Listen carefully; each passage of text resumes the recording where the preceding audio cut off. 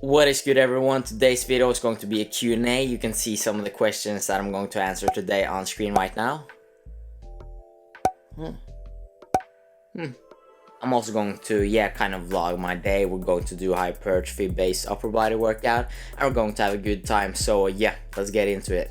Okay, so I'm about to work out in like 20 minutes. So we're just going to answer a few questions before that workout. Also going to sip on some citrulline malate for the increased blood flow. It's really sour. Jeep Aarons asked 10,000 calorie challenge. Well, something funny is that, like, if you had asked me that question a year ago, I would say hell no. I enjoy just following a strict diet and not going crazy overboard and such.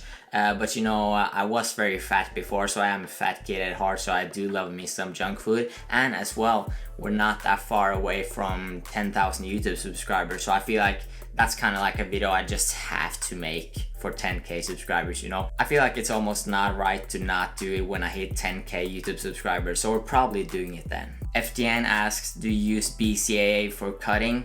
No, that's definitely like the most bullshit supplement out there. It won't help you at all as long as you're getting sufficient protein from your actual diet. Why? Because BCAAs, they are composed of amino acids, which can also be found in food sources, which can be found in protein powder, the same exact dosing, if not better in protein powder as well, so it's basically just a really expensive protein powder, and it's a waste of money, and that's why I don't recommend it. It's just a bullshit product. That was it for the current questions. Now let's go to the gym.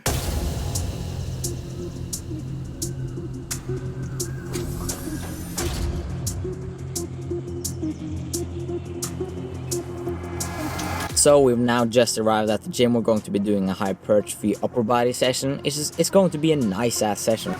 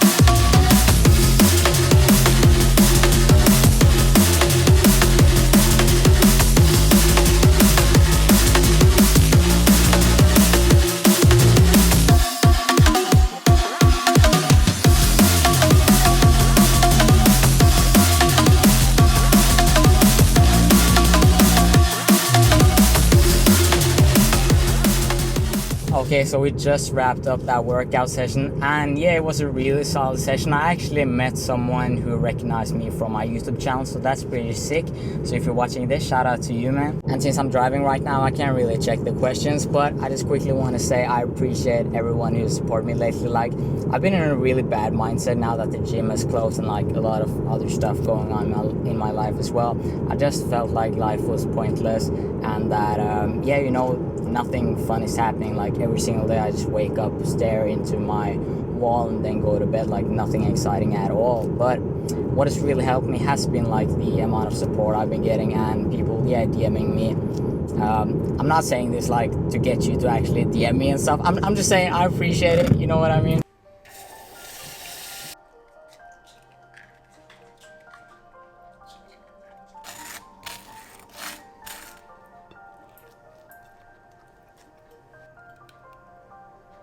So here we got a delicious post-workout meal. It's bread, eggs with baked beans. Back to my roots, baked beans, underrated.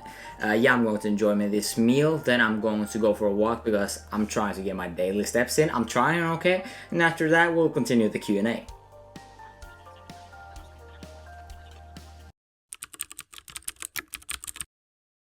So it's pretty late right now. It's around 9 p.m. So we're going to sip some tea and continue the questions. How do you get over the fear of getting fat when bulking? I remember I used to have this fear as well when I was younger.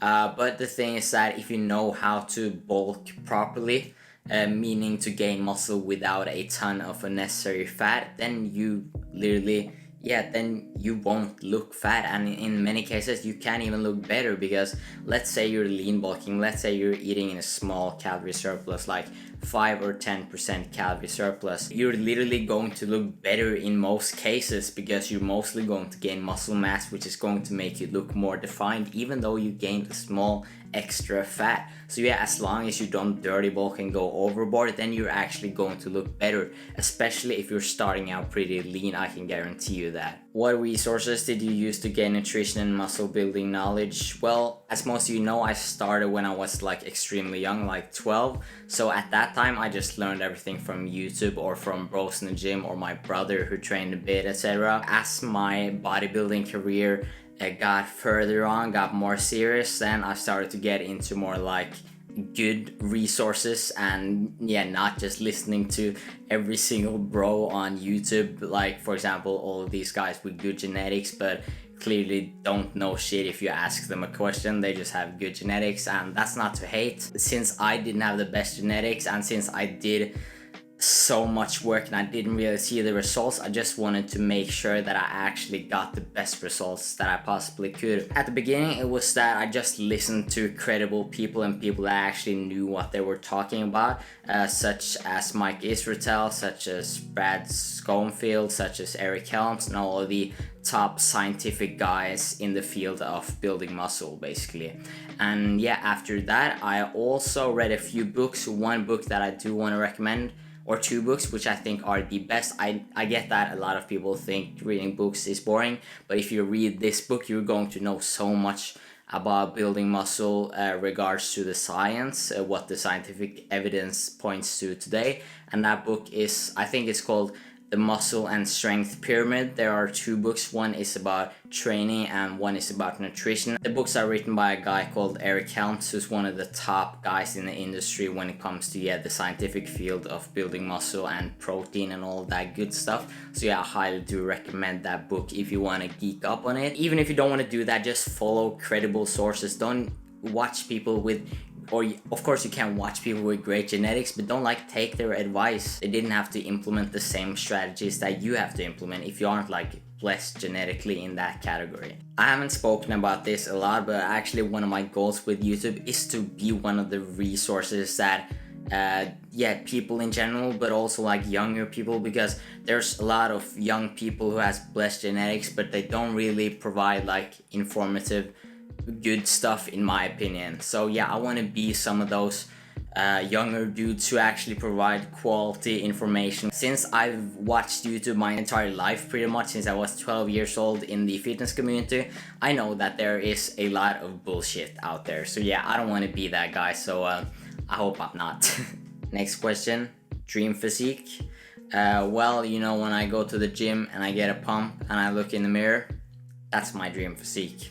And that's why I'll never be satisfied. Do you still eat any calorie surplus on rest days while lean bulking? Yes, it's really important that you continue eating a calorie surplus every single day. Why? Because when you're training, you're breaking the muscle fibers down and putting yourself in a catabolic state. But when you're actually repairing those muscle fibers is when you are resting, and that's when the muscle is built. So remember that you are growing on your rest days. So they need calories. So eat your calories.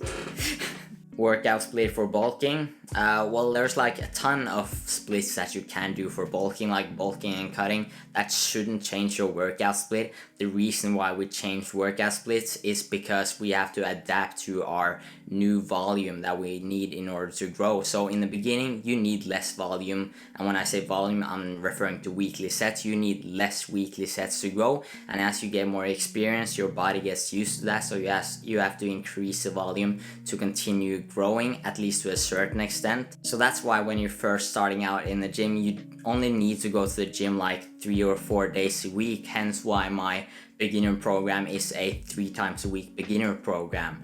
But as you get more experience, you gradually need to increase the days, at least if you want to grow optimally, because you need more volume. And if you're just going to make like a session last for 3 or 4 hours and doing a shit ton of volume, your performance will suffer a lot, which is going to hinder your growth over time.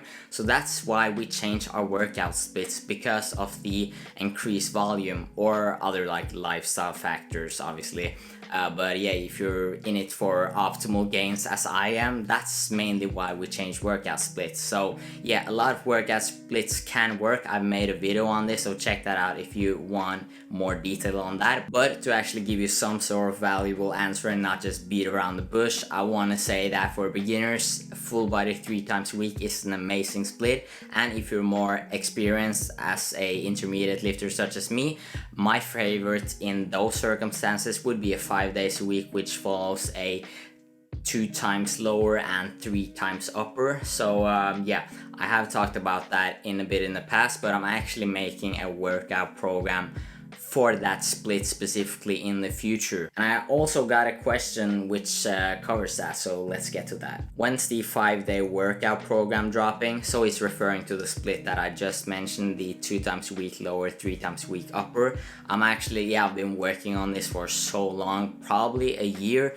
and I've been writing so much. Like, it's not only going to be a program, it's going to be an ebook.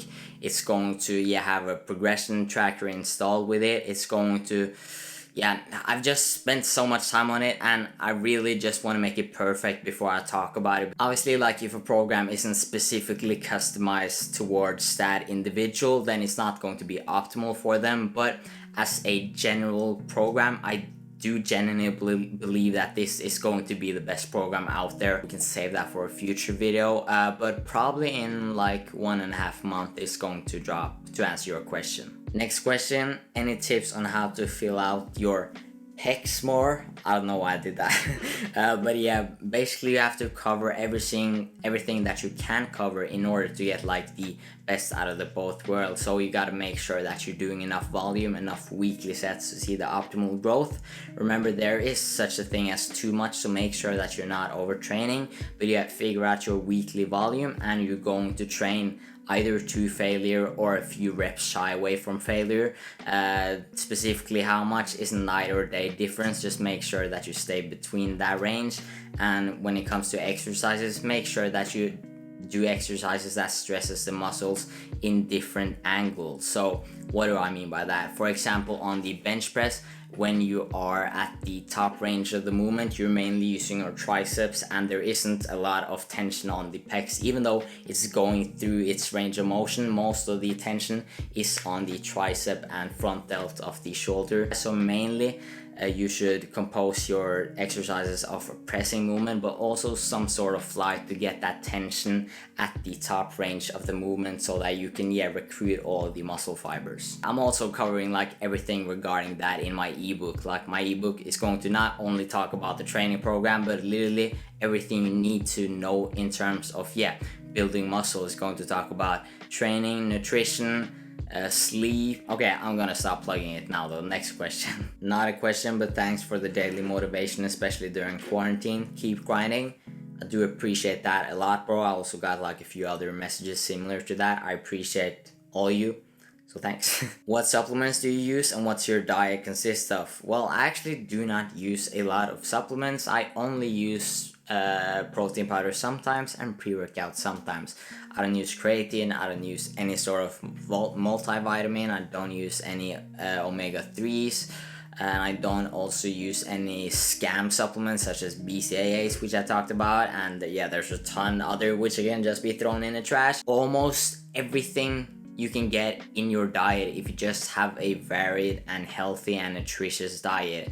One of the few things you can't is creatine, because in order to get enough creatine from your diet, you have to eat like an unhealthy amount of red meat, which pretty much no one eats, and is not healthy as well. So creatine is actually a good supplement because of that.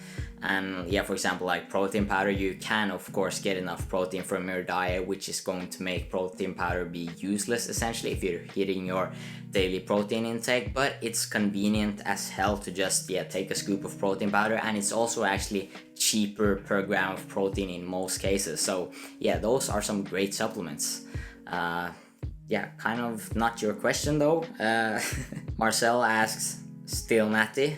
Well, let's do a deep dive analysis on my physique for the past few months. So my muscle mass has dropped probably around like 2 kilos, and my fat mass has roughly stayed the same. So let's say if I were on steroids or something, and yeah, if the results of that was that I literally look shitter and I've lost muscle and I'm at the same body fat percentage, then I would have asked for a refund, because that is the worst steroids that I've heard of in my entire life. So yeah, I'm not on steroids. If I ever were to go on something, I definitely would talk about it, but I doubt that I will, for so many reasons. Probably like, yeah, I don't even want to go into all of them. There's so many downsides, and it's not just worth it getting extra inch on my biceps, to be honest. So that's my opinion. Next question. I lost a lot of muscle due to COVID and I'm at around 16% body fat. Do you think I should cut or bulk? Well, I don't know a lot of information just from that, but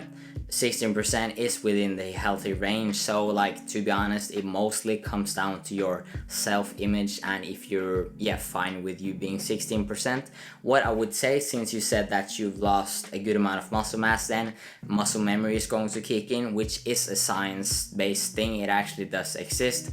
So yeah, it's going to be a lot more easier to build back the muscle that you have lost. So because of that, you can for sure gain some muscle if you're eating around maintenance or even a bit lower. So yeah, if you're eating in a calorie deficit, in a very slight calorie deficit, on like a 5% calorie deficit, then you can lose some body fat if you want to do that, but you will also gain some muscle, at least the muscle that you have lost, because yeah, it's a lot easier to gain it back. Is it better for beginners to cut or bulk first? Well, I would say bulk, because you haven't really gained any muscle yet, so you're probably really skinny. But I don't really like the mindset of cut or bulk, even though I've used those terms in the past. I feel like a lot of people still think of bulk that you have to gain some or a good amount of fat while you gain muscle, which definitely isn't the case. So yeah, don't think of it as you either have to gain a lot of fat or muscle or lose fat. But I would say, yeah, to bulk or to lean bulk or to gain muscle while minimizing fat gain, because yeah, you don't have a lot of muscle mass when you're a beginner. So as I talked about previously, if you're going to mostly gain muscle and maybe some fat as well, then you're still actually going to appear leaner. Why? Because the more muscle you hold, the more defined you're going to be, because the muscle is what creates that definition. So yeah, do a bulk or lean bulk or make gain or whatever. Hardest part of your journey, I'm assuming that you're talking about my fitness journey. Probably that I started in such a young age, and I had like a very bad mentality, as you probably know if you watch some of my videos. Like, I compare myself to a lot of other people, especially people who had better genetics than me, and I literally first was obese. Then I was literally the skinniest kid at my entire school in the beginning. So pretty much, yeah, every single person in the school had more muscle than me, looked better than me, so I was comparing myself to every single one. And on top of that, also since I started in such a young age, literally, I feel like I'm saying literally a lot, I don't like it, but yeah, there was pretty much no one that lifted besides me, so I became a complete insecure loner, which doesn't sound so pleasing, and it wasn't. But I learned from those mistakes, so I do feel like it's contributed to me being somewhat of a better person today. I guess I should be grateful for it. If that didn't happen, I probably wouldn't be here talking to you, trying to help you out as well. So this Q&A has unfortunately came to an end. I'm sorry about that. I'm pretty sad about it as well. Let me know if you want to see one in the future, and I'll probably make one. So yeah, my name is Magnus Bulkan. Like the video if you liked the video, but if you didn't like the video, and I mean it, I genuinely do mean it, dislike the video, and tell me in the comment section below what I can do to improve, because I'm trying to improve. Yeah, I'll see you in the next one, hopefully. Peace, bye.